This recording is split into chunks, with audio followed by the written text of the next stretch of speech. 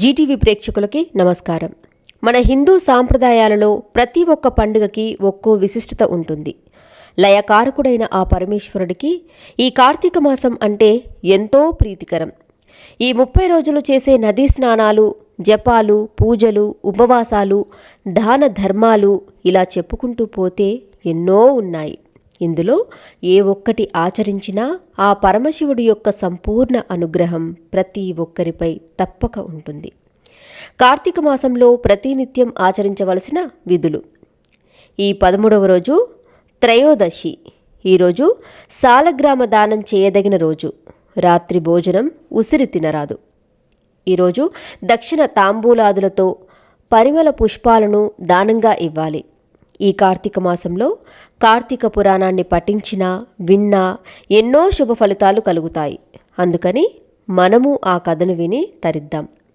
కార్తీక పురాణం 13వ అధ్యాయం కన్యాదానం విశిష్టత ఇప్పుడు తెలుసుకుందాం.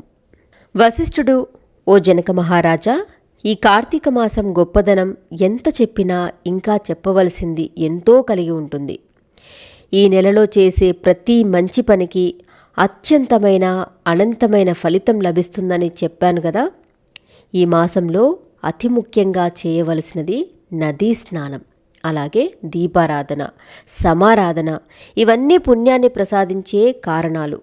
అదేవిధంగా ఒక పేద బ్రాహ్మణ బాలునికి ఉపనయనం చేయడం ఎంతో మంచిది. ఉపనయనం చేయడానికి తగిన శక్తి లేని వాళ్ళు దక్షిణ తాంబూలములను ఇచ్చి ఉపనయనం చేయించినా ఉపనయనం చేసిన ఫలితమే లభిస్తుంది. ఈ పని వలన ఎంతటి పాపమైనా తొలగిపోతుంది. వ్యభిచార దోషం నశిస్తుంది. నూతులు, చెరువులు తవ్వించినా ఫలితం లభిస్తుంది. వీటన్నిటికన్నా అత్యధిక ఫలప్రదాయకమైనది కన్యాదానం.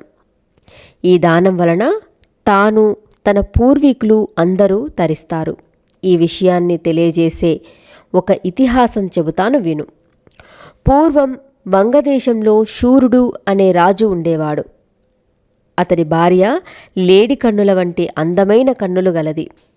శూరుడు శత్రురాజుల వలన, దాయాదుల వలన తన రాజ్యాన్ని, సర్వస్వాన్ని పోగొట్టుకొని భార్యా సమేతుడై అడవిలో కాలం గడుపుతూ ఉండేవాడు.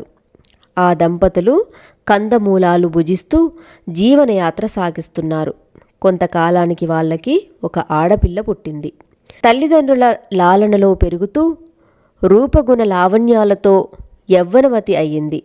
అందచందాలు గల ఆ రాకుమారుని చూసి ఒక మునికుమారుడు మోహించాడు. రాజు దగ్గరికి వెళ్ళి ఆమెను తనకు ఇచ్చి వివాహం చెయ్యమని అడిగాడు. రాజు అతనితో, మునికుమారా, నీ కోరిక అంగీకరించదగినదే, కానీ ప్రస్తుతం నేను సమస్తమును పోగొట్టుకొని కందమూలాలు తింటూ కాలం గడుపుతున్నవాడిని, పరమ నిర్భాగ్యుడిని, అష్టకష్టాలు పడుతున్నవాడిని. నువ్వు నాకు కొంత ధనం ఇస్తే నేను నా కుమార్తెను నీకిచ్చి వివాహం చేస్తాను అన్నాడు.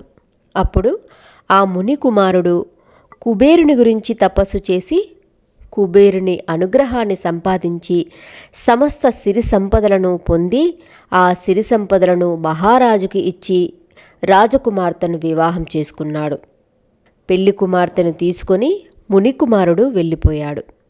మహారాజు మునికుమారుడికి ఇచ్చిన సంపదలతో ఆశ్రయాన్ని నిర్మించుకొని జీవించుటకు అవసరమైన వస్తువులను సేకరించుకుంటూ భార్యా సమేతుడై సుఖంగా బ్రతుకుతూ గడుపుతున్నాడు. మరికొంతకాలం గడిచింది. ఆ మహారాజు దంపతులకు మరొక కుమార్తె పుట్టింది. రాజు చాలా ఆనందించాడు. ఆ బాలిక కూడా పెరిగి పెద్దదైంది. యుక్త వయసు వచ్చిన వెంటనే ఆమెను కూడా ఎవరికైనా ఇచ్చి వివాహం చేసి ధనాన్ని సంపాదించవచ్చు అని అనుకున్నాడు. ఇంతలో యతీశ్వరుడనే మునీశ్వరుడు నర్మదా నదీ స్నానానికి తపతీ తీరం నుండి బయలుదేరాడు. శూరుడు ఉన్న ప్రాంతానికి వచ్చాడు. శూరుడిని కలుసుకొని అతని యోగక్షేమాలను గురించి అడిగాడు. మహారాజు, మునిపుంగవ, నేను వంగదేశానికి అధిపతిని. నా పేరు శూరుడు. నా రాజ్యము శత్రువుల పాలైన కారణంగా అడవుల పాలయ్యాను. దరిద్రం కన్నా గొప్ప కష్టము, పుత్ర శోకానికి మించిన దుఃఖము, భార్యావియోగ సంతాపాన్ని మించిన వ్యాధి ఉండదు.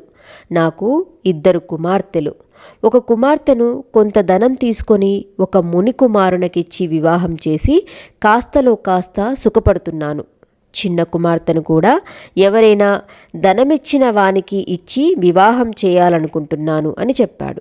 అప్పుడు ఆ యతీశ్వరుడు, మహారాజా, అదేమి పని?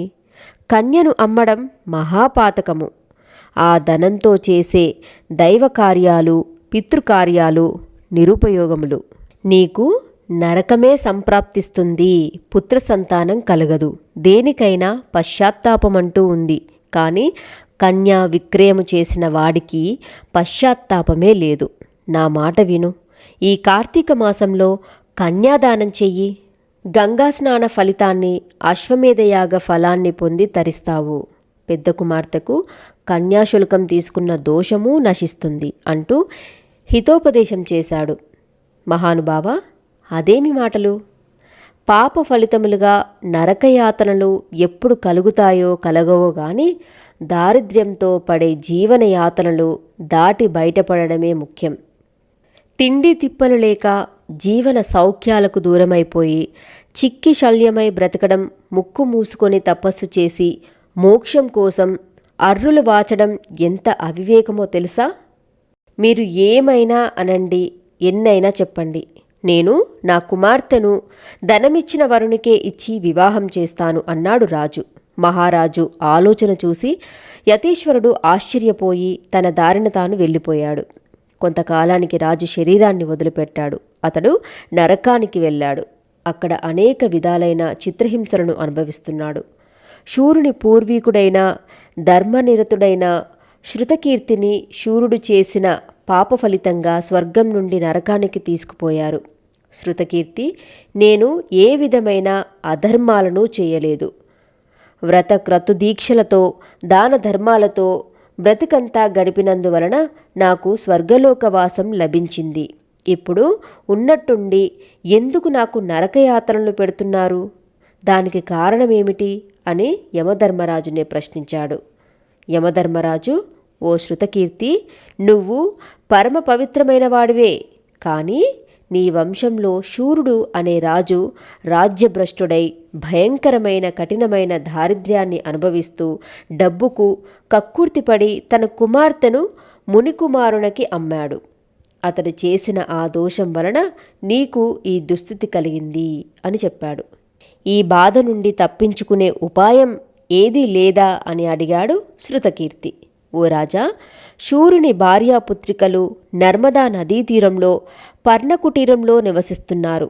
శూరుని చిన్న కుమార్తె యుక్త వయసులో ఉంది. నా ఆశీర్వాద బలంతో నువ్వు అక్కడకు వెళ్ళు.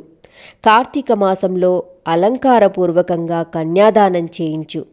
ఆ పుణ్యం వలన నీ దోషం తొలగిపోతుంది, మీకు నరకం నుండి విముక్తి కలుగుతుంది అని హితవు చెప్పాడు యమధర్మరాజు. శృతకీర్తి వెంటనే యమధర్మరాజు యొక్క ఆశీర్వాద బలంతో నర్మదా నదీ తీరానికి చేరుకుని శూరుని ఆశ్రమంలోకి ప్రవేశించాడు. శూరుని భార్యకు తమ దుస్థితిని, కన్యాదాన వైభవాన్ని గురించి, కార్తీక మాసంలో కన్యాదానం చేయడం వలన కలిగే ఫలితాలను గురించి ప్రబోధ చేశాడు.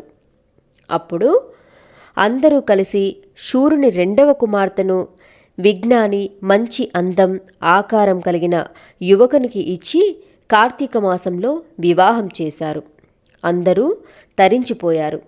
మొదటి కుమార్తె వివాహానికి తీసుకున్న కన్యాశుల్క దోషం కూడా తొలగిపోయింది. కనుక జనక మహారాజా, కార్తీక మాసంలో కన్యాదానం చేయడం వలన వచ్చే ఫలితం ఎంతో గొప్పది. బిడ్డలు లేనందువలన కన్యాదానం చేయలేని వారైనా సరే, ఏ నిరుపేదకు సహాయపడి కన్యాదానం చేసినా, చేయించినా, వరుని కాళ్ళు కడిగి కన్యాదానం చేసినా పై ఫలితం దక్కుతుంది. అది కుదరని వారు విధుల ప్రకారంగా ఆబోతుకు వివాహం అంటే అచ్చుపోసి వదలడం చేసిన ఫలితం లభిస్తుంది అని వశిష్ఠుడు వివరించాడు. ఆడపిల్ల పరాశక్తి అంశం. ఆమెనే అమ్ముకునేవాడికి ఏ గతి పడుతుందో శూరుడి కథ సూచిస్తుంది. కన్యను ఉత్తమమైన దానం చెయ్యాలే తప్ప అంగడిలో సరుకులా అమ్మకూడదు. నరకం ఉందా, పోయినాక చూస్తామా అంటూ పిచ్చి ప్రశ్నలు వేసి పిచ్చి పనులు చేసేవారికి ఈ కథ ఒక గొప్ప గుణపాఠం నేర్పుతుంది. 13వ రోజు పారాయణం సమాప్తం. ఈ వీడియో కనుక మీకు నచ్చినట్లయితే లైక్ చేయండి, షేర్ చేయండి. మరిన్ని ఆధ్యాత్మిక విషయాల కోసం మా ఛానల్ని సబ్స్క్రైబ్ చేయడం మర్చిపోకండి. సర్వే జనా సుఖినో భవంతు.